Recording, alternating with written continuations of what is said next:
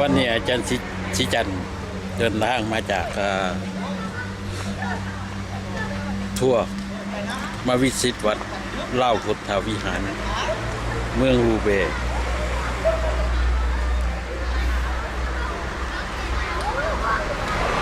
ในมือวันที่10วันที่วันอาทิตย์ที่19เดือน10 2014แต่อาจารย์บุญเฮงและอาจารย์แสงบุญเพิ่นบ่อยู่เขาไปปารีสไปทอดกฐินอยู่ปารีสแล้วก็เลยไปสตาร์บวกไปเฮ็ดตัวหนักอยู่สตาร์บวกวัดอาจารย์แดง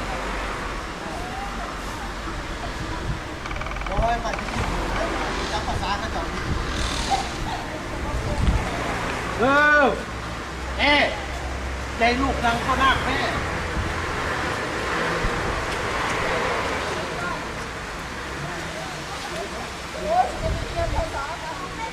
ตัวสมัครกันสิ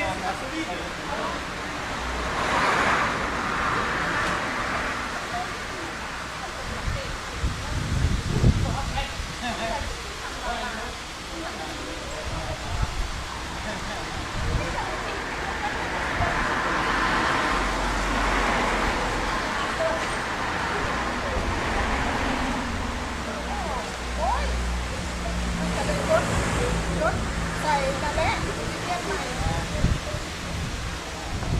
ไปกินห้องนะจะไปกินน้ำกับล่าแต่มันไปตกเล่มันนะ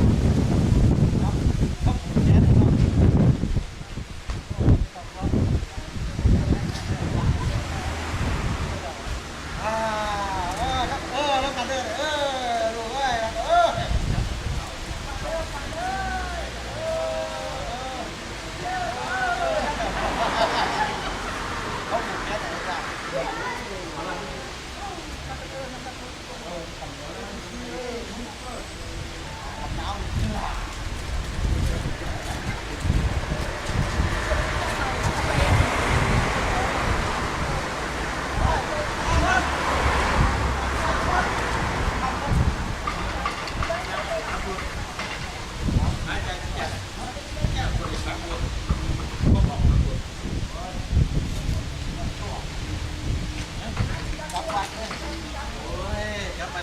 ปารีสนะครับปารีสไปหาทั่วแจ็ครับให้ทั่วหน่อย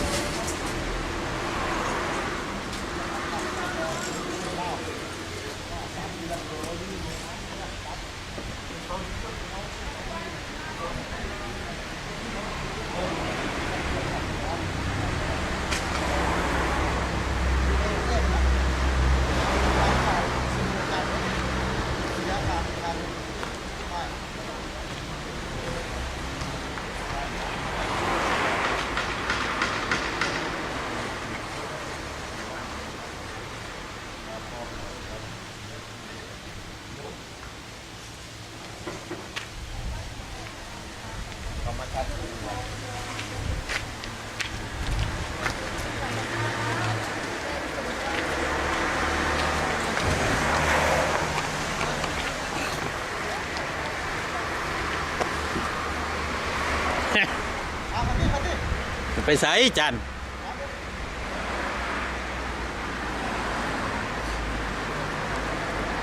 เ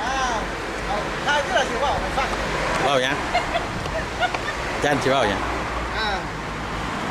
เวลาโอกาสต่อไปนี้ โดย อาตมากับหลวงมาเยี่ยมยามวัด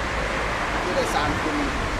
พุทธะนั้น พุทธวิหาร พุทธมหาวิหาร บ่แม่นมหาวิหารวิหาร วิหารเนาะ ครับ า เมืองรูเบ้ รูเบ้ ประเทศฝรั่งเศส หลายๆคนเป็นคนชื่อรักออกใหญ่เลยมาสร้างพระเจ้าสถาพระคือโค้งใหญ่จบงามแล้วก็หลายคนตัวเรือสิ่งกันและกัน ได้ มาเห็นก็เห็นว่าสมบูรณ์แบบ ไว้ ตอนครั้งที่ยิดมาแต่ช่วงนั้นยังบ่ทันได้เป็นหลักเป็นฐาน ได้ ก็การก่อสร้างก็ยังบ่ทันแล้วบาดมาถึงปี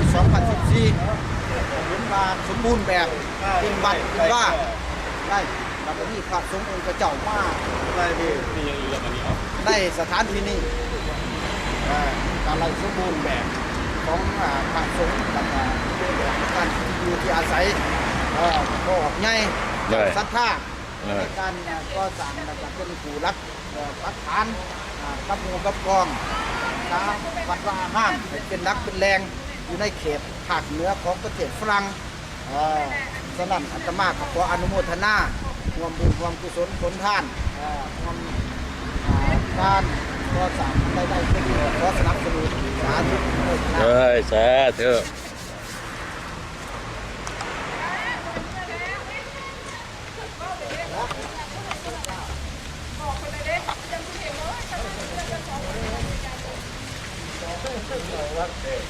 เ